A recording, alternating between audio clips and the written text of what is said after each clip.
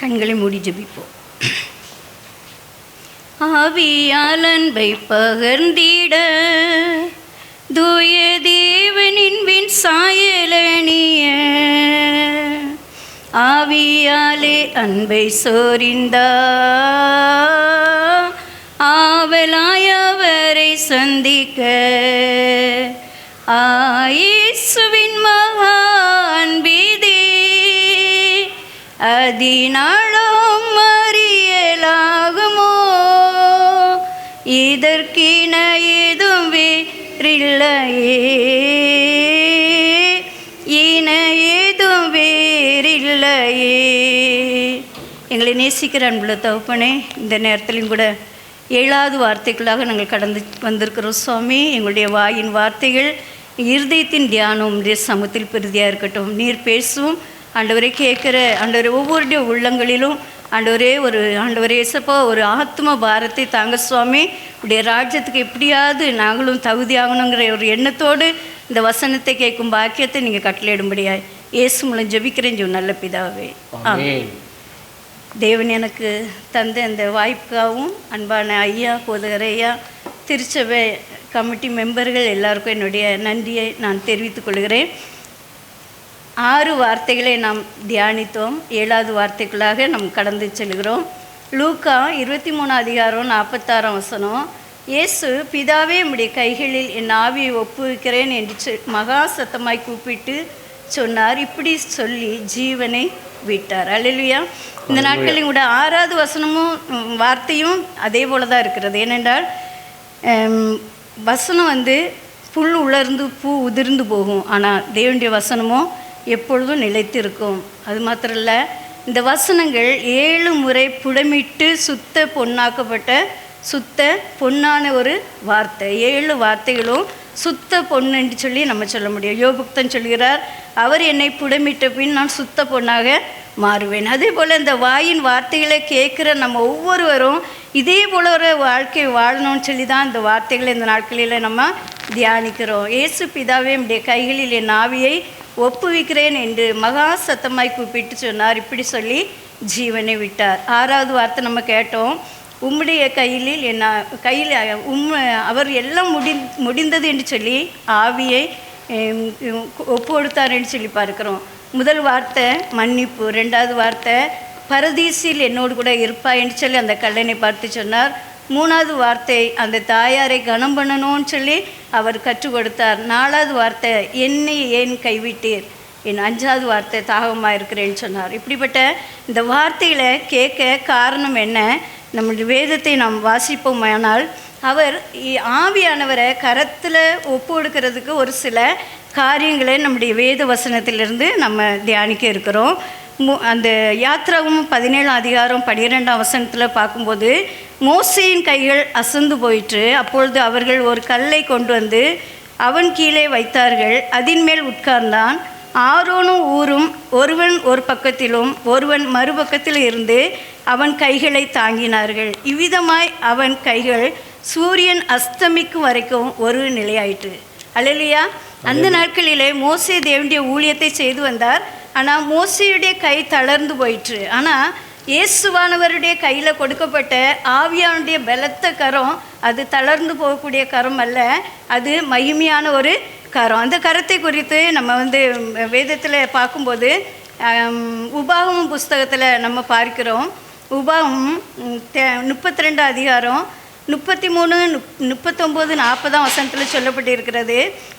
நானே அவர், என்னோட வேறு தேவன் இல்லை என்பதை இப்பொழுது பாருங்கள். நான் கொல்லுகிறேன், நான் உயிர்ப்பிக்கிறேன், நான் காயப்படுத்துகிறேன், நான் சொஸ்தப்படுத்துகிறேன். என் கைக்கு தப்புவிப்பார் இல்லை. நான் என் கரத்தை வானத்திற்கு நேராக உயர்த்தி நான் என்றென்றைக்கும் ஜீவித்திருக்கிறவர் என்றேன். அல்லேலூயா. தேவனாய் கர்த்தருடைய கரத்தை குறித்து அதிகமான தேவனுடைய வல்லமையான வார்த்தை சொல்லப்பட்டிருக்கிறது. இந்த கரத்தில் தேவனாய் கர்த்தர் அந்த இயேசுவானவர் அந்த ஆவியை ஒப்பு கொடுக்கிறத நம்ம என்ன செய்கிறோம் பார்க்கிறோம். லூக்கா 23 லூக்காவில் நம்ம போகும்போது அவர் சொன்ன அந்த மகா பெரிய சத்தமானது. ஆதியாகமம் 1:2 சொல்லப்பட்டிருக்கிறது, தேவ ஆவியானவர் ஜலத்தின் மேல் அசைவாடி கொண்டிருந்தார். சங்கீதம் 89:21 சொல்லப்பட்டிருக்கிறது, என் கை அவனோட கூட உறுதியாக இருக்கும், என் புயம் அவனை பலப்படுத்தும். அப்படிப்பட்ட பலத்த ஒரு கரம் அவரை தாங்கியது. லூக்கா 2:40 சொல்லப்பட்டிருக்கிறது, பிள்ளை வளர்ந்து ஆவியிலே பலன் கொண்டு ஞானத்தினால் நிறைந்தது, தேவனுடைய கிருபையும் அவர் மேல் இருந்தது. அவருடைய கரம் பராக்கிரமுள்ள கரம், நீதி உள்ள கரம், தாங்கி ஏந்தி சுமந்து தப்பு வைக்கிற கரம்.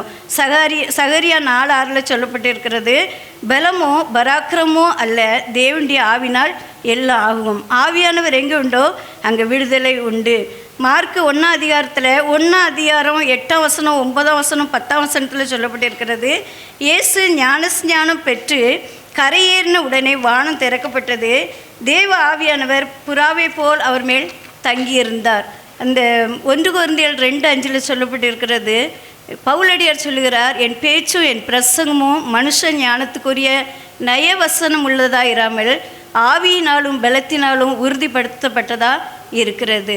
ஏசாயா 59:19 சொல்லப்பட்டிருக்கிறது, வெள்ளம் போல் சத்துரு வரும்போது கர்த்தருடைய ஆவியானவர் அவனுக்கு விரோதமாய் கொடியேற்றுகிறார். 1 கொரிந்தியர் 1:18 சொல்ல, கெட்டு போகிறவர்களுக்கு பைத்தியமாக இருக்கிறது, ரட்சிக்கப்படுகிற நமக்கும் அது தேவ பலனாக இருக்கிறது. நம்மை பலப்படுத்துகிற ஒரு மகிமையான நம்பிக்கை நங்கூரமான ஒரு கரம். அதனால தான் 1 கொரிந்தியர் 1:12 சொல்லப்பட்டிருக்கிறது, ஆவியினுடைய அனுகிரகம் அவனுடைய பிரயோஜனத்துக்கென்று அளிக்கப்பட்டு இருக்கிறதாம். அந்த வாயின் வார்த்தையை அவர் வல்லமையாக எடுத்து பயன்படுத்தினார். 3 வருஷ ஊழியத்தையும் கூட அவர் மகிமையாக செய்து முடித்தார் என்று சொல்லி நம்ம பார்க்கிறோம். ஏசாயா 51:16 சொல்லப்பட்டிருக்கிறது, என் வார்த்தை உன் வாயிலை அருளி என் கரத்தின் நிழலினால் உன்னை மறைப்பேன். அவருடைய வாயின் வார்த்தை, அந்த வார்த்தையில் வல்லமை இருந்தது, அந்த கரமும் அந்த வார்த்தையோடு கூட இருந்தது. அவர் எப்போ அபிஷேகம் பண்ணப்பட்டாரோ, ஏசாயா 61 அதிகாரம் எடுத்தவங்க வாசிங்க. ஏசாயா 61 அதிகாரத்தில் அவருடைய ஊழியத்தை குறித்து அவர் சொல்கிறத நம்ம பார்க்கிறோம்.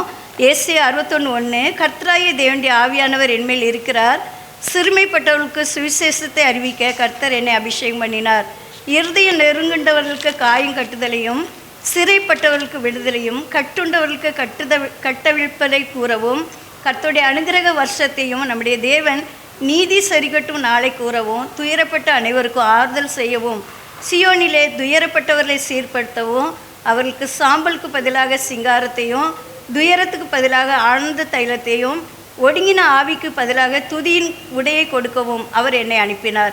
எதற்காக இந்த உலகத்தில் நான் இப்படிப்பட்ட ஒரு மகிமையான ஆவியை பெற்று நான் இந்த ஊழியத்துக்கு வந்தேன் என்கிறத அவர் என்ன செய்கிறார், எடுத்து காட்டுகிறார். அதனால தான் நமக்கு தந்த அந்த கிருபையின் ஆவியை அவர் அப்படியே மனுஷருடைய கையில் கொடுக்கல. ஏன்னா தாவீது ராஜா சொல்கிறார், நான் மனுஷன் கையில் விழக்கூடாது, நான் உம்முடைய கையில் இருக்கிறேன்னு சொல்லிட்டு அவர் 1 சாமுவேலில் சொல்லியிருக்கிறார். நம் மனுஷருடைய கையில் எதையுமே நம்ம கொடுக்கக்கூடாது, தேவனிடத்திலிருந்து பெற்ற அதே கிருபையின் ஆவியை அவருடைய கையில் நம்ம ஒப்பு கொடுக்கணும். நிறைய அதிகமான தேவனுடைய ஊழியர்கள் தேவனுடைய ஊழியத்தை நிறைவேற்றி முடிக்கும்போது அவங்களுக்கு தேவன் கொடுக்குற தரிசனத்தின் மூலமாக அவங்க ஒவ்வொரு வார்த்தைகளும் அந்த உலகத்தில் சொல்லிட்டு போகிறத நம்ம பார்க்கிறோம். இந்த தகப்பனார் டிஜிஎஸ் தினகரன் ஐயாவை குறித்து ஒரு நல்ல சாட்சி.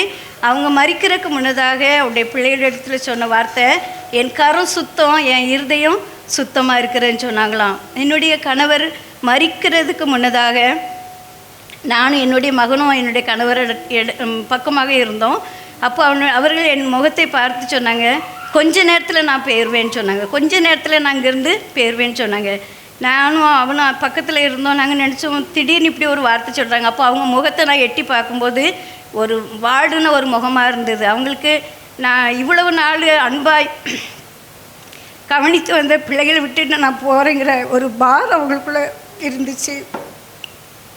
அதே மாதிரி நான் ஏசப்பா அந்த சிலுவையில் ஊழியம் செய்து நேசித்து குணமாக்கி உயிரோடு எழுப்பி எத்தனை பிள்ளைகளுக்கு ஆறுதலாக இருந்தாங்களோ, சமயத்துக்கேற்ற சகாயராக இருந்தாங்களோ, அத்தனை ஜனங்களையும் நம்ம விட்டு செல்கிறோமே, அவங்க அந்த ராஜ்யத்தில் சேரணுமேங்கிற ஒரு ஆத்ம பாரம் அவங்களுக்குள்ள என்ன செஞ்சது இருந்தது. அதனால தான் அதில் வசனம் சொல்லப்பட்டிருக்கிறது, ஏசாயா 64:8, நீர் எங்களுடைய பிதா, நாங்கள் களிமண், நாங்கள் அனைவரும் உமது கரத்தின் கிரியை, சங்கீதம் 118:15 சொல்லப்பட்டிருக்கிறது, கர்த்தரின் கரம் பராக்கிரம் செய்கிற ஒரு கரம், அது நீதியுள்ள கரம், ஒரு அன்பு கரம், அது நம்மை கைவிடாத ஒரு கரம், நம்மை அணைக்கிற ஒரு கரம், நம்மை நித்தம் கரம் பிடித்து வழி நடத்துகிற வல்ல கரம். தாவீது ராஜா இந்த கரத்தை குறித்து அதிகமாக சங்கீத புஸ்தகத்தில் எழுதி வைத்திருக்கிற அவருடைய கரத்தை குறித்து, அவருடைய கரம் எவ்வளோ பெரிய மகிமையான காரியங்களை செய்கிற கரமாக இருக்கிறது என்று சொல்லி அவர் எழுதி வைத்திருக்கிறார். உண்மையிலே நாமும் கூட இப்படிப்பட்ட மகிமையான கரத்தை குறித்து பார்ப்போம். சங்கீதம் 109:27 சொல்லப்பட்டிருக்கிறது, இது உமது கரம் என்றும் கர்த்தாவே தேவரீர் இதை செய்தீர் என்றும் அவர்கள் அறிவார்களாக.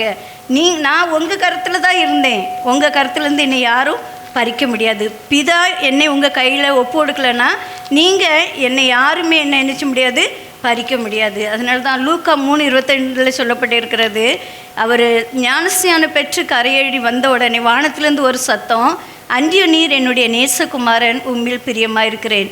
பரிசுத்த ஆவியானவர் புறாவை போல் அவர் மேல் இறங்கினார். உடனே ஆவியானவர் அவரை வனாந்தரத்துக்கு கொண்டு போனார். ஏசாயா 62:3 சொல்லப்பட்டிருக்கிறது, நீ கர்த்தருடைய கையில் அலங்காரமான கிரீடம், உன் தேவனுடைய கரத்தில் ராஜ முடியுமா இருப்பா. என்னை அலங்கரிக்க, நம்மை அலங்கரிக்க இந்த உலகத்துக்கு வந்த ஜீவனுள்ள சாட்சி உள்ள ஒரு கரம். அதனால தான் 1 யோவானில் சொல்லப்பட்டிருக்கிறது.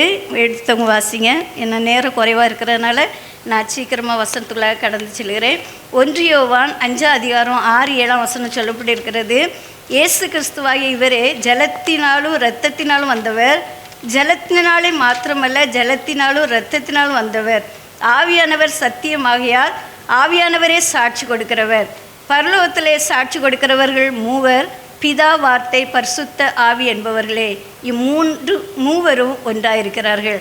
அந்த பிதா, வார்த்தை, பரிசுத்த ஆவி, அந்த 3 ஒன்றாக இருக்கிறாங்க. அதனால தான் பிதாவே உம்முடைய கையில் என் ஆவியை ஒப்புவிக்கிறேன்னு சொல்லி வார்த்தையினால் அவர் உச்சரித்து சொல்லுகிறத நம்ம என்ன செய்கிறோம், பார்க்கிறோம். உண்மையிலே தேவன் இந்த உலகத்தில் அவரை மானிடனாய் பலவீனம் உள்ளது. அதனால தான் அப்போஸ்தலர் 1:8 சொல்லப்பட்டு இருக்கிறது, பரிசுத்தாவி உங்களிடத்தில் வரும்போது நீங்கள் பலனடைந்து நீங்கள் எனக்கு சாட்சியலாக இருப்பீங்க. இந்த ஆவியை உலகத்தில் யார் யாருக்கெல்லாம் தேவன் கொடுத்தாரோ, ஏசப்பா கொடுத்தாங்களோ, அவங்கெல்லாம் அப்படியே அந்த ஆவியோடு போய்விடவில்லை, ஆனால் மற்றவங்களே அவங்க ஆயத்தப்படுத்தியிருக்காங்க. அதில் வேதத்தில் ஒரு சில ரகசியங்கள் சொல்லப்பட்டு இருக்கிறது.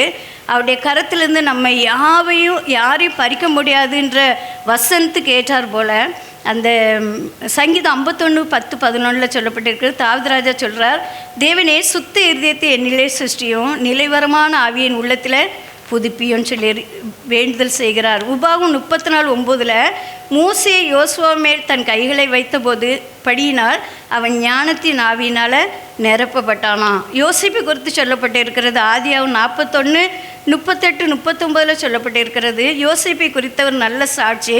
அப்பொழுது பார்வோன் தன் ஊழியக்காரரை நோக்கி, தேவ ஆவியை பெற்ற அந்த மனுஷனை போல வேறொருவன் உண்டோ? உன்னை போல விவேகமும் ஞானம் உள்ளவன் வேறொருவனும் இல்லை என்றான். பார்வோன் ராஜா தேவன் பார்வோனுக்கு மங்களகரமான உத்தரவு அருளி செய்யும் ஆவியை கொடுத்திருந்தார் என்று அடையாளம் கண்டு அந்த வீட்டில் அத்தனை பொறுப்பையும் கவனிக்க அவனை அந்த ராஜா ஸ்தானத்தில் என்ன செஞ்சிருக்கிறாரு, அவர் வச்சார். ஆனால் பாடுகள் வந்தது. ஆனால் மாம்சம் ஆவியோடு எப்பொழுதும் போராடுகிறதா என்ன செய்கிறது இருக்கிறது. அதனால தான் லூக்கா 1:35-47 சொல்லப்பட்டிருக்கிறது, தேவதூதன் அவனுக்கு பிரயத்திரமாக, பரிசுத்தாய் உங்கள் மேல் வரும், உன்னதமானுடைய பலன் உண்மையில் நிழலிடும், அதெல்லாம் உன்னிடத்தில் பிறக்கும், பரிசுத்தம் உள்ளது, தேவனுடைய குமாரன் என்னப்படும். மரியாள் சொல்கிறாய், நாவி என் இரட்சகராகிய தேவனில் களி கூறுகிறது. யோவான் 14:16 நம்ம வாசிக்கிறோம், இவர் பெற்ற ஆவி சத்திய ஆவி, சத்திய ஆவியாகி அவர் வரும்போது சகல சத்தியத்திற்குள்ளும் நம்ம என்ன செய்கிறார், வழி நடத்துகிறார். யோவான் 6:63 சொல்லப்பட்டிருக்கிறது, ஆவி உயிர்ப்பிக்கிறது, ஆனால் மாம்சமோ நம்மளை என்ன செய்கிறது, இந்த உலகத்திலிருந்து நம்மளை பிரிக்கிறது. எசேக்கியேலில் சொல்லப்பட்டிருக்கு 37 இந்த எலும்புகள் உயிரடைமான்னு சொல்லும்போது இஸ்ரவேலை குறித்த ஜனங்களை குறித்து சொல்லப்படும்போது அவர் சொல்கிறார், என் ஆவியை நான் உங்களுக்குள்ளே அனுப்புவேன், அப்போ இவங்கெல்லாம் உயிரெழும்பி நிற்பாங்க, உயிரடைவாங்க. அதே போல் அது எல்லா எலும்புகளும் உயிரடைந்ததுன்னு சொல்லி அந்த ஆவியில் உள்ள அந்த வல்லமையை அது என்ன செய்கிறது, வெளிப்படுத்துகிறது.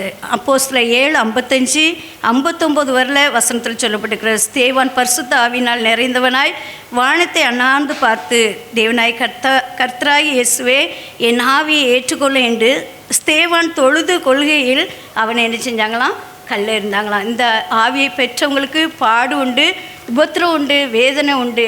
அதின்பத்திலும் இந்த ஆவியானவரை நம்மை காத்துக்கொள்ள வேண்டியது எவ்வளவோ பெரிய மகிமையாக இருக்கிறது. நம்ம அவர் வரும் வரையிலையும் நமக்கு தேவன் பொறுப்பாய் தந்த அந்த பரிசுத்த ஆவியை நம்ம துக்கப்படுத்தக்கூடாது.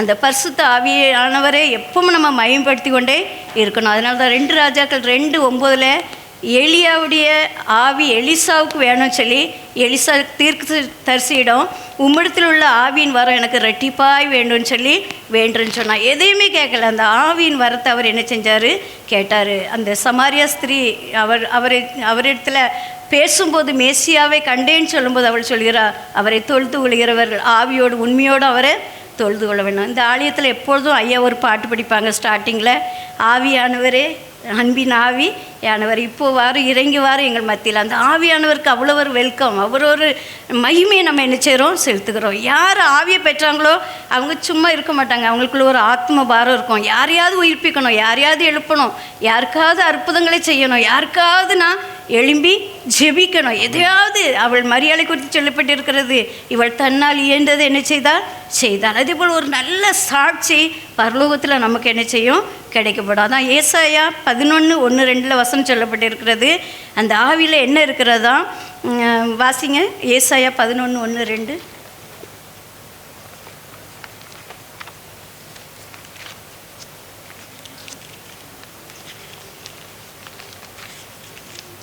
ஈசா என்னும் அடிமரத்திலிருந்து ஒரு துளிர் தோன்றி அவன் வேர்களிலிருந்து ஒரு கிளை எழும்பி செழிக்கும். ஞானத்தையும் உணர்வையும் அருளும் ஆவியும், ஆலோசனையும் பலனும் அருளும் ஆவியும், அறிவையும் கர்த்தருக்கு பயப்படுற பயத்தையும் அருளும் ஆவியுமாகிய கர்த்தருடைய ஆவியானவர் அவர் மேல் தங்கி இருப்பார். கர்த்தருக்கு பயப்படுதல் அவருக்கு உகந்த வாசனையாக இருக்கும். இப்படிப்பட்ட மகிமையான ஒரு ஆவி தானியலுக்குள்ள விசேஷ ஒரு ஆவி இருந்தபடினால தானியல் சிங்கத்தின் வாய்க்கு தப்புவிக்கப்பட்டான். தேவனாய் கர்த்தர் அவருடைய எல்லா காரியங்களையும் ஜெயமாய் மாற்றினார். அதனால் ரோமர் 8:14 சொல்லப்பட்டிருக்கிறது, எவர்கள் தேவனுடைய ஆவினால் நடத்தப்படுகிறார்களோ அவர்கள் தேவனுடைய புத்திரராக இருக்கிறாங்க. 2 கொரிந்தியர் 5:5 சொல்லப்பட்டிருக்கிறது, அபிஷேகம் என்ன அச்சாரத்தை அவர் நமக்கு, ஆவி என்ன அச்சாரத்தை நமக்கு என்ன செஞ்சிருக்கிறார், தந்திருக்கிறார். அல்லேலூயா. இப்படிப்பட்ட பரிசுத்த ஆவியினால் நம்ம என்ன செஞ்சுருக்கிறோமா, முத்திரை போடப்பட்டிருக்கோமா. இந்த ஆவி நம்மை தேற்றவானாகிய பரிசுத்த ஆவி. அப்போஸ்தலர் 10:38 சொல்லப்பட்டிருக்கிறது, நசனாகிய இயேசுவை தேவன் பரிசுத்த ஆவினாலும் வல்லமையினாலும் அபிஷேகம் பண்ணினார். அவர் நன்மை செய்கிறவராயும் பிசாசின் பிடியில் அகப்பட்ட யாவரையும் குணமாக்குறவராயும் சுற்றி தந்தார். நீங்கள் இதில் பார்த்துருப்பீங்க, அவர் எப்படிப்பட்ட ஆவியை பிதாவின் கையில் ஒப்பு கொடுத்தார். எல்லாவற்றையும் நிறைவேற்றினார். எதிர்ப்பு இருந்தது, ஆலயத்திலேருந்து அவங்கள புறம்பாக்குனாங்க, அவங்கள கல்லெறிய பார்த்தாங்க, அவங்கள எத்தனையோ விதமான குற்றச்சாட்டு கொடுத்தாங்க. இவன் மேசியாவா, இவன் ராஜாவா, யூதருக்கு ராஜாவா அன்னிலாம் கேட்டாங்க. ஆனால் பாவிகளுக்கு சிநேகிதன்னு சொன்னாங்க. எத்தனையோ விதமான பாடுகளையும் அவர் எதெல்லாம் செய்ய நினைத்தாரோ அவர் தேவன் கொடுத்த அந்த அன்பின் பாதையில் அவர் நடத்தப்பட்டார். அப்போஸ்தலர் 6:10 அப்படி தான் சொல்லப்பட்டிருக்கிறது, ஸ்தேவான் பலத்த அற்புதங்களை ஆவியினாலே செய்தான். அவன் பேசின ஞானத்தின் ஆவியை எதிர்த்து நிற்க யாராலும் கூடாமற் போயிற்று. அதனால்தான் 6வது வார்த்தையில் முடிந்தது என்று சொல்லி ஆவியை ஒப்பு கொடுத்தார். இந்த 7வது வார்த்தையில் பிதாவை உம்முடைய கரத்தில் என் ஆவியை என்ன செய்கிறேன், ஒப்பு கொடுக்குறேன். நீங்கள் தந்த அந்த கரம், என்னை பாதுகாத்த கரம், வழி நடத்தின கரம், என்னை இதுவரை மகிமையான காரியங்களை என் வாழ்க்கையில் செய்த கரம். நீங்கள் எத்தனை பேர் ஆவியில் தேவனுடைய கரத்தை பார்த்துருக்கீங்கன்னு தெரியாது. தேவனுடைய ஊழியத்தை செய்கிற ஆவியின் வரங்களை பெற்ற எல்லாருக்கும் தேவனாய் கர்த்தர் அந்த கரத்தை காண்பிப்பார். பயங்கரமான பலத்த கரம், இந்த உலகத்தை ஆளுகை செய்கிற ஒரு கரம், சத்தானத்திலிருந்து நம்மளை விடுதலை பண்ணுகிற கரம், சத்துடைய கையில் ஒப்போடாதபடி பாதுகாக்கிற ஒரு கரம். அந்த கரம் நான் பார்த்துருக்கேன். ஆனால் அந்த கரம் அவ்வளோ மகிமையான கரம், எவ்வளோ பெருசுன்னு நம்ம சொல்ல முடியாது. ஐயா சொன்னாங்க, அவருடைய அன்பு ஆழம் உயரம் இவ்வளோன்னு நம்ம என்ன செய்ய முடியாது, சொல்ல முடியாது. அப்படி மகிமையான ஒரு கரத்தை தேவனாய் கர்த்தர் அந்த இயேசுவானுடைய கொடுத்து அவரை வழி நடத்தினார். அதனால தான் சொல்லப்பட்டிருக்கிறது, பிதா என்னை தனியே இருக்க விடவில்லை, நானும் பிதாவும் ஒன்றாக இருக்கிறோம். எதுக்காக? மாம்ச இச்சையை நிறைவேற்றாமல் இருக்க இந்த ஆவி நமக்கு கொடுக்கப்பட்டுறது. மாம்சம் ஆவிக்கு விரோதமாக எப்பொழுது என்ன செய்யுமா, போராடுமா. அதனால தான் 1 யோவான் 5:6 சொல்லப்பட்டிருக்கிறது, இயேசு கிறிஸ்துவாகிய அவரே ஜலத்தினாலும் இரத்தத்தினாலும் வந்தவர், ஜலத்தினாலே மாத்திரமல்ல ஜலத்தினாலும் வந்தவர், ஆவியானவர் சத்தியமாகையால் ஆவியானவரே என்ன செய்கிறாராம், சாட்சி கொடுக்கிறார். இந்த ஆவியானவர் அன்பாக இருக்கிறார், தேவன் அன்பாகவே இருக்கிறார். அவர் சொன்னார், லூக்கா 23 சொல்லப்பட்ட வசனத்தின்படியே ஆவியின் அன்பை நமக்கு பகிர்ந்திட நம்மளும் அதே ஆவியில் நடத்தப்படும்படியாய் அவர் இந்த ஆவியின் அச்சாரத்தை நமக்கு தந்து நம்மளை வழி நடத்தி இருக்கிறார். இந்த ஆவியின் வழிநடத்தலை நம்ம ஒவ்வொருவரும் பெறும்போது இதை நம்ம அசட்டையாக நினைக்கக்கூடாது. இந்த கரம் என் கூட எப்பவும் என்ன செய்து இருக்காது. அதான் ஏசாயா 41:10 சொல்லப்பட்டிருக்கிறது, என் நீதியின் கரத்தினால் உன்னை என்ன செய்வேன், தாங்குவேன். இயேசு பிதாவே உம்முடைய கையில் என் ஆவியை ஒப்புவிக்கிறேன் என்று மகா சத்தமாய் கூப்பிட்டு சொன்னார். இப்படி சொல்லி சீவனை விட்டார். ஜெபிப்போம். கரம் பிடித்து நடத்துவார், கண்மலை மேல் நிறுத்துவார். கரம் பிடித்து நடத்துவார், கண்மலை மேல் நிறுத்துவார். ஒரு தான் தேற்றுவது போ என் நேசர் தேற்றுவார். எனக்காக மரித்தாரே, என் பாவம் சுமந்தாரே. எனக்காக மரித்தாரே, என் பாவம் சுமந்தாரே. ஒரு தான் தேற்றுவது போ என் நேசர் தேற்றுவார். ஒரு போதும் கைவிடா, ஒரு நாளும் விலகிடார். ஒரு போதும் கைவிடார், ஒரு நாளும் விலகிடார்.